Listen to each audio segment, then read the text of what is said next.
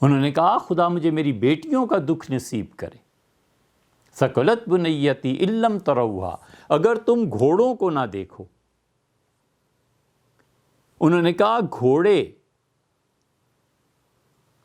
پوری گرد اڑاتے ہوئے شدت کے ساتھ اتنی گرد اڑے گی کہ گھوڑے اور سوار ان کے اس گرد میں ڈوب جائیں گے، غائب ہو جائیں گے، پوشیدہ ہو جائیں گے۔ مکہ کے پہاڑ خدائی کی طرف سے حضور صلی اللہ علیہ وسلم ایک دن فتح مکہ کے لیے آئیں گے اور اتنی شدید گرد اٹھے گی، تم دیکھنا مشرکو، کہ اس گرد میں گھوڑے گم ہو جائیں گے ہمارے اور صحابہ رضی اللہ عنہ کے، اور اگر یہ منظر سامنے نہ آئے تو خدا کرے میری بیٹیوں کا دکھ مجھے نصیب ہو، یعنی انہیں طلاق ہو جائے اور میرے گھر واپس آ جائے۔ اسی طرح کی بد دعائیں دیتے تھے شرطیہ، کہ اگر یہ نہ ہو تو میری بیٹی کو طلاق ہو جائے۔ ہم کہاں باہر نکلیں کہ ان کا کیا قصور ہے؟ ان کا قصور بہت بڑا یہ ہے کہ وہ اپنے باپ کو بھی نہیں کہہ سکتی کہ بھائی یہ نہ کریں، یہ مخلوط تعلیم کو ختم کریں۔ اسی کا ایک شاخسانہ ہے کہ لڑکیاں اب پریڈ میں جا رہی ہیں، لڑکیاں پائلٹ بن رہی ہیں۔ اے حضرت، آپ انہیں وہ چیزیں پڑھائیے جس کے ذریعے سے وہ آئندہ نسلوں کی تربیت کریں۔ یہ تو حضور صلی اللہ علیہ وسلم نے ترکوں کے متعلق فرمایا تھا کہ ترکوں میں عورتوں کی فوج ہوگی، ہمارے متعلق تھوڑے ہی فرما گئے تھے۔ ترکوں کے متعلق ایک یہ فرمایا تھا کہ ان پہ ایک ایسا سخت عذاب آئے گا کہ ان کی بچیاں ان کے گھروں اور خیموں میں بے آبرو کر دی جائیں گی، اور گھڑ سوار دوڑ پڑیں گے ان پہ، اور یہ پہلا عذاب ان پہ آ چکا ہے ترکوں پہ، اور وہ تھا چنگیز خان کا۔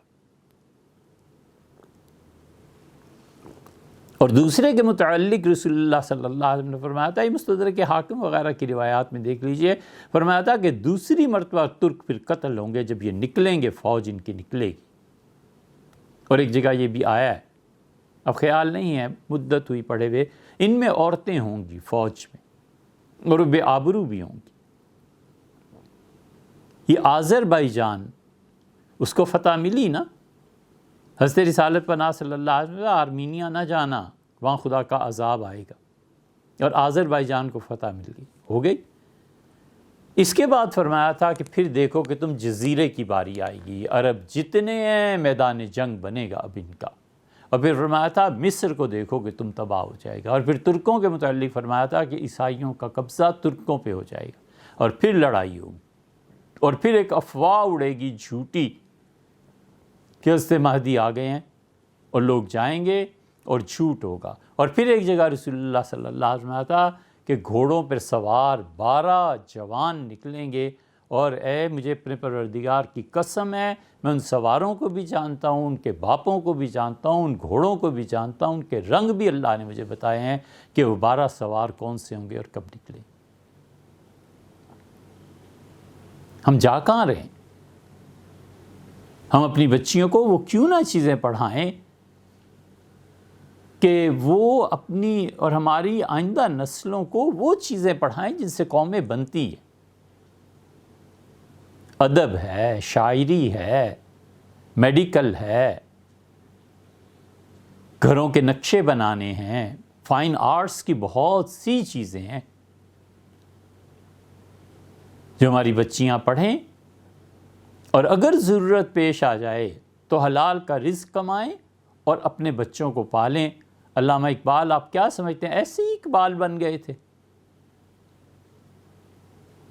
علامہ اقبال کہتے ہیں، پیر مہر علی شاہ صاحب رحمۃ اللہ علیہ وغیرہ نے، حکیم برکات صاحب رحمۃ اللہ علیہ وغیرہ نے علامہ کو کچھ لکھا تھا، تو انہوں نے کہا حضرت میں اس سے آگے کی بات کرتا ہوں، میں جب 3-4 سال کا بچہ تھا اور اپنے باپ کے پاؤں میں کھیلتا تھا، والد شام کو بیٹھ جاتے تھے، حقہ پیتے تھے، اور ان کے دوست بھی آ کے بیٹھ جاتے تھے، تو میں جب 3-4 سال کا تھا، میں نے تو اس وقت ابن عربی کا نام سنا تھا، اور معروم مثنوی والوں کا نام میں نے والد کی زبان سے اس وقت سے سن رکھا ہے۔